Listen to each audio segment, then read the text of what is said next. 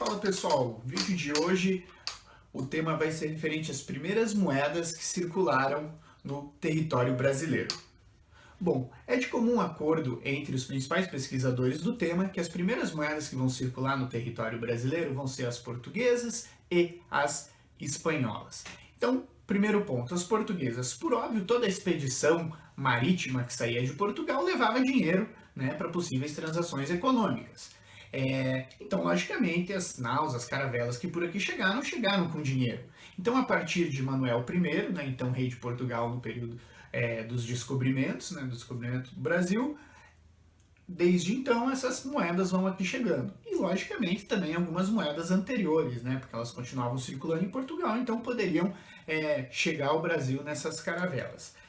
O outro ponto seria, então, aí as moedas espanholas. Desde o início, né, então, da chegada dos espanhóis na América, logo eles se depararam com grande quantidade de metais preciosos, sobretudo ouro e prata, né? Então, rapidamente aí a cunhagem de moedas já começou a ser realizada, né? Então, as conhecidas macuquinas, né, os 8 reais, diversas moedas cunhadas na América Espanhola circulavam livremente no Brasil. Assim como também não era raro encontrar moedas de outros países, uma vez que diversos países tinham expedições marítimas, como a Holanda, para a Inglaterra também, um grande comércio marítimo, e por aqui poderiam, no território brasileiro, aportar em um momento ou outro, né, e levando em conta que todas essas moedas valiam o peso do metal precioso, né, não importaria qual seria o brasão cunhado nessa moeda, se o espanhol, o inglês, o português, mas enfim, o peso que essa pecinha teria seria o mais importante e daí não seria aí um problema de câmbio, né, você comprar ou vender em qualquer território com qualquer tipo de moeda. Então, sobre esse ponto de vista, seria praticamente impossível você listar e catalogar quais são as primeiras moedas que circularam no território brasileiro, porque elas seriam muitas e de diversos países, diversas nações. Então, do ponto de vista técnico e didático, né, que também aí acaba sendo de comum acordo aos diversos pesquisadores sobre o tema, a gente vai levar em conta o que oficialmente circulou no Brasil. Oficialmente, no caso, quando tem um documento oficial, né, dizendo que ali poderia circular, alterando o valor, enfim, trazendo alguma informação e afirmando que essas moedas circularam no território brasileiro. Então, o primeiro documento que nós vamos ter, português, logicamente, uma vez que estávamos sobre a jurisdição portuguesa, que vai trazer alguma referência sobre a circulação de moedas no Brasil, vai ser um documento de 1568 do reinado de Sebastião I, no qual vai citar a alteração do valor de circulação de algumas moedas de cobre que aqui no Brasil também circulavam. Então vamos dar uma olhadinha em algumas dessas peças.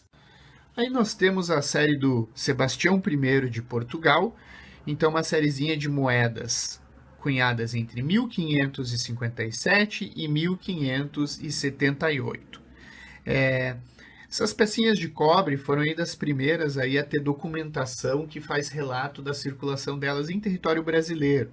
Existiam muitas peças dessa falsas, né? Então para inibir aí o lucro dos falsários, né, Dom Sebastião I faz uma lei na qual diminuía o valor de circulação delas, aí tentando então também diminuir aí vamos dizer, impedir o lucro desses falsários. Então a gente tem aqui, seguindo a ordem, a pecinha de R$1, pecinha de R$3, de R$5 e de R$10.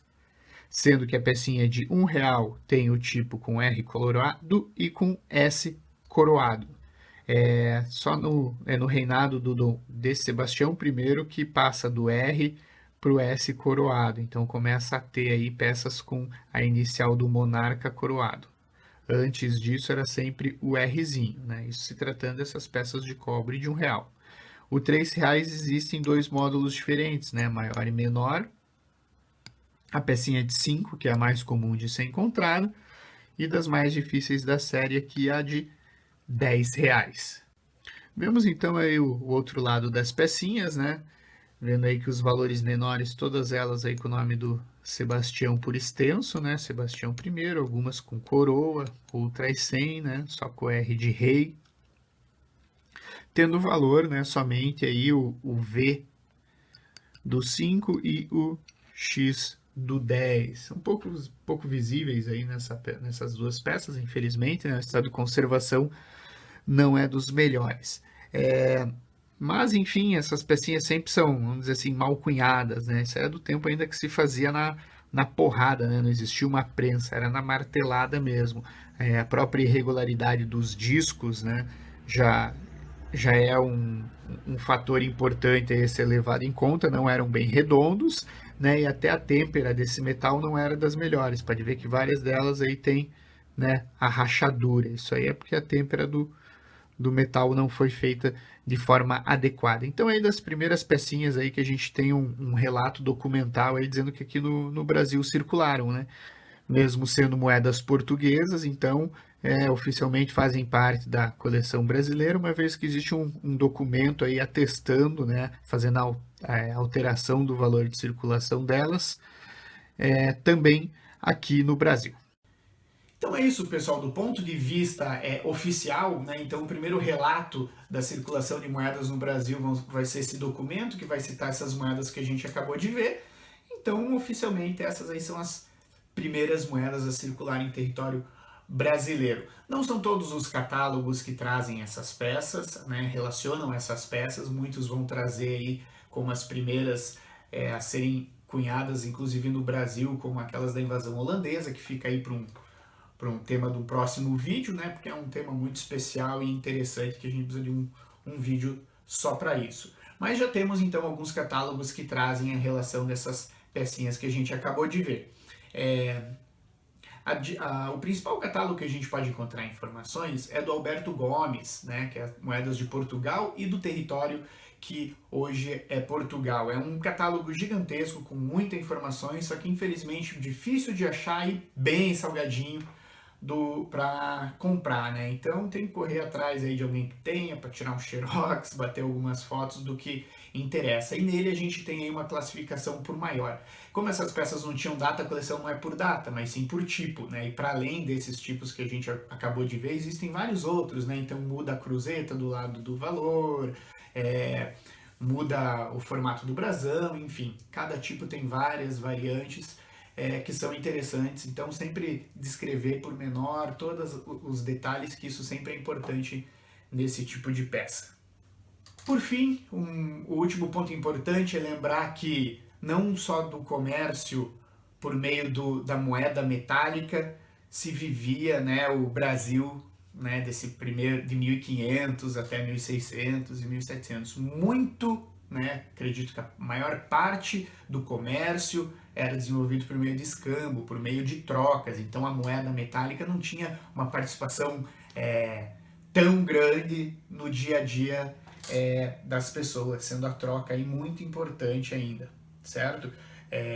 Claro que posteriormente a gente vai começar a ter alguns relatos cada vez mais da dificuldade de troco, daí você vê que o comércio efetivamente vai aumentando e tendo mais essa característica que a gente tem hoje, né, de tudo ser comercializado através da moeda e a troca ser algo que quase não existe mais, certo?